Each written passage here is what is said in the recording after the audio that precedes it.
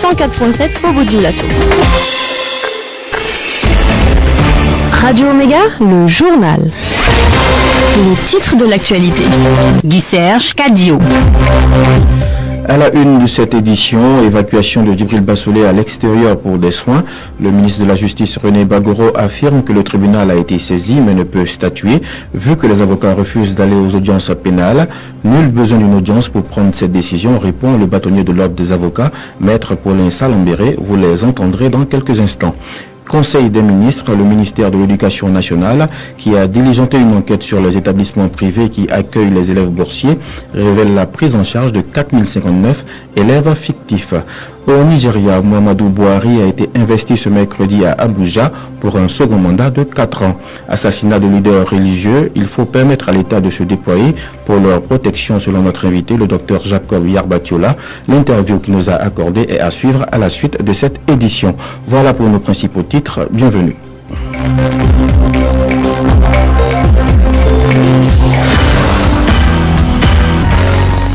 L'organisation judiciaire a une nouvelle loi. Le code de procédure pénale a été relu et adopté à l'Assemblée nationale ce mercredi à l'unanimité par 105 députés votants. Cette adoption entre dans le cadre d'une série de réformes du ministère de la Justice visant à mettre à la disposition de la justice des textes souples, efficaces et respectueux des droits humains.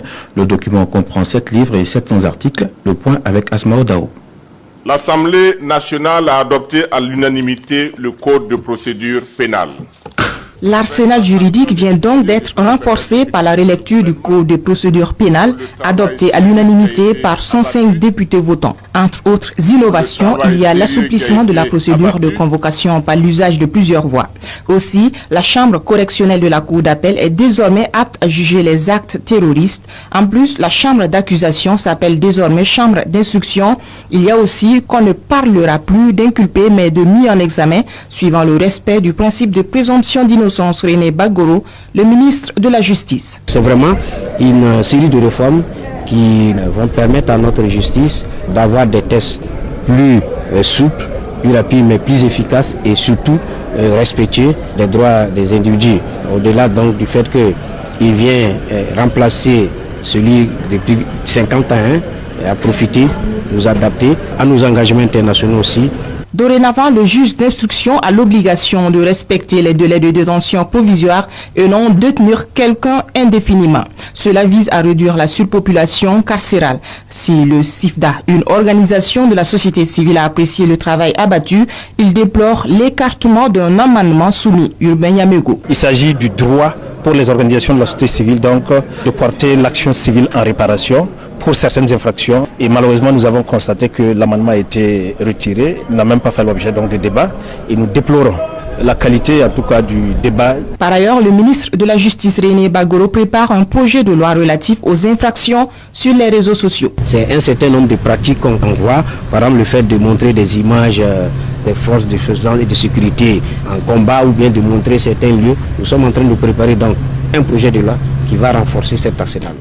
À l'Assemblée, le ministre de la Justice a été interpellé sur le cas du général Djibril Bassolé, accusé dans le procès du putsch de septembre 2015, qui demande à être évacué pour des soins à l'extérieur.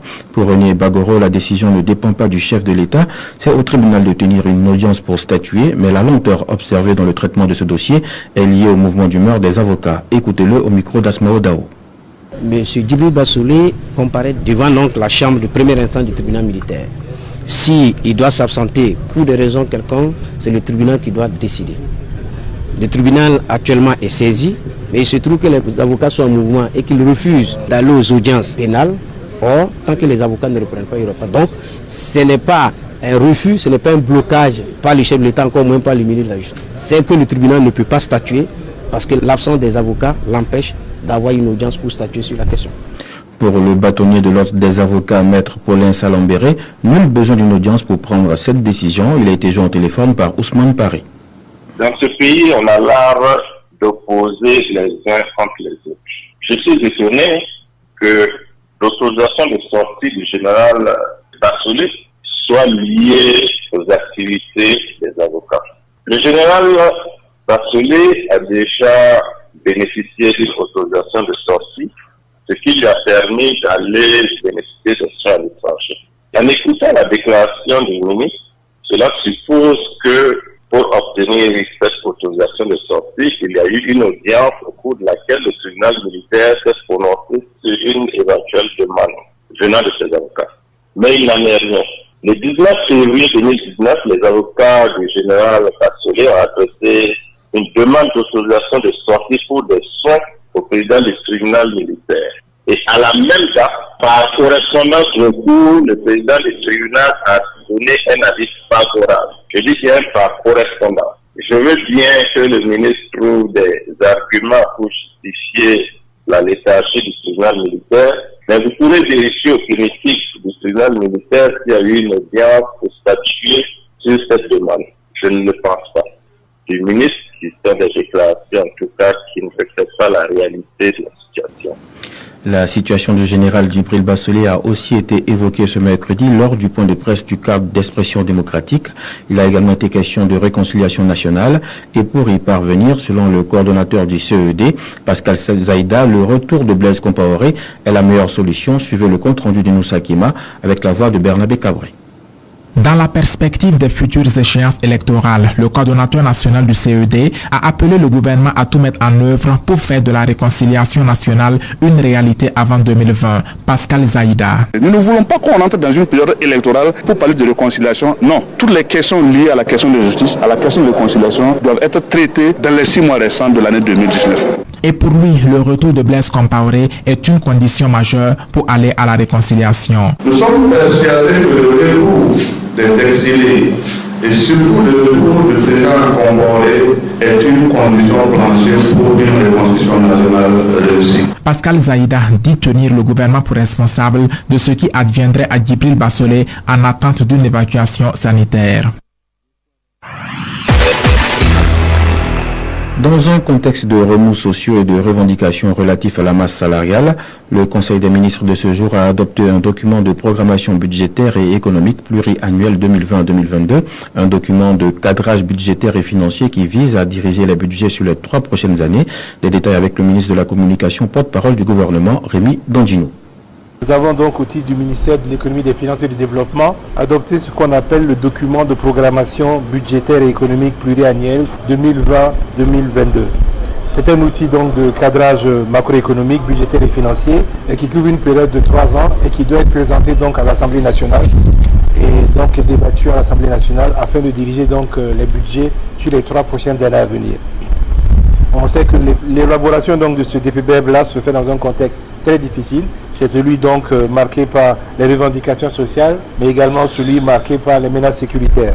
Donc les choix qui sont dans ce DPBEB sont ceux du renforcement de la sécurité, de la cohésion sociale, de la promotion de la bonne gouvernance, du développement du capital humain et de la dynamisation des secteurs porteurs.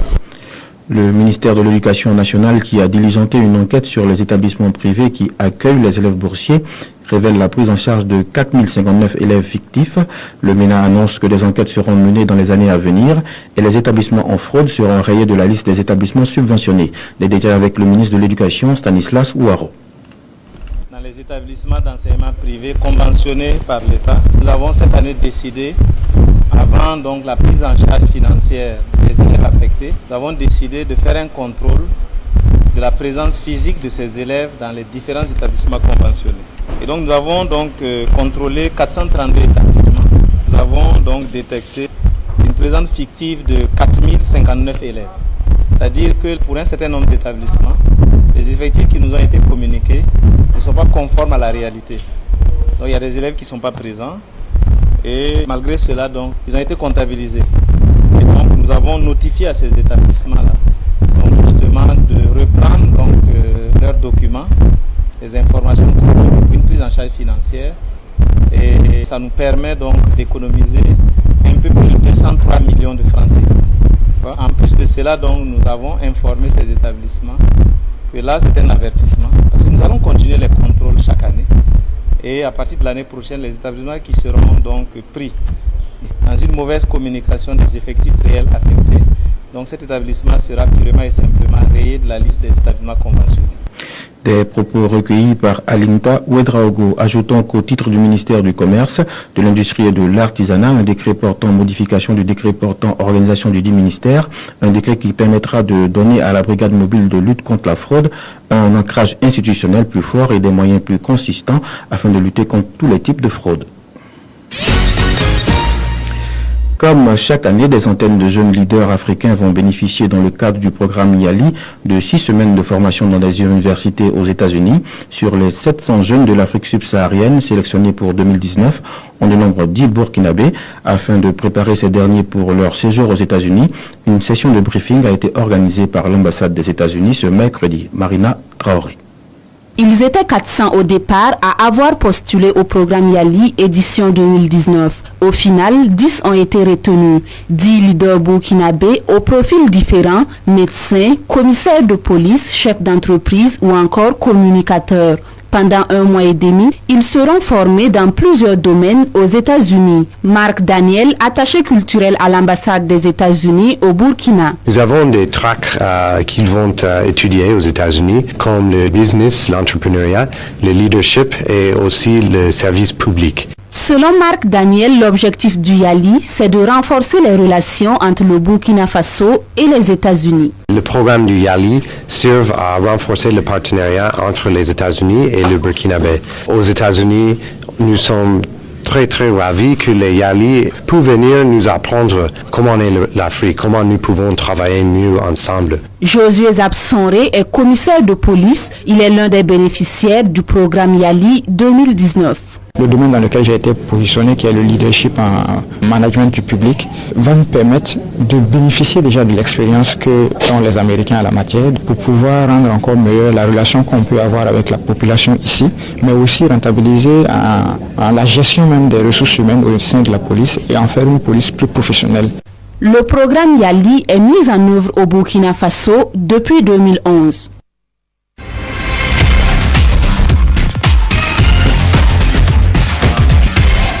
Le chef d'État nigérian Muhammadu Buhari a été investi ce mercredi à Abuja pour un second mandat de 4 ans à la suite de la présidentielle tenue en février dernier.